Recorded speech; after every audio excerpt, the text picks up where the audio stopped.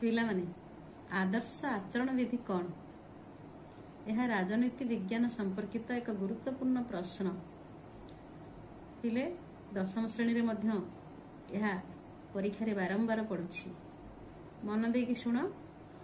आदर्श आचरण विधि निर्वाचन समय रे निर्वाचन कमिशनर बा निर्वाचन आयोग यही आदर्श आचरण विधि लागू करिथांती। तेबे निर्वाचन समय रे कौनसी हिंसात्मक कार्यकलाप किंबा असाधु उपाय को रोका जिबा पाई यही विधि बा यही आईन बा नियम प्रणयन करा जाई थाए।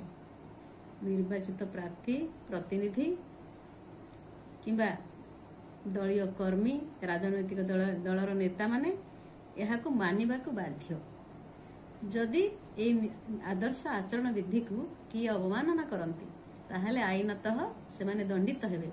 सेमानक उपरे दृढ़ कार्यानुष्ठान ग्रहण करा जाई पारिबो। यह हेउची आदर्श आचरण।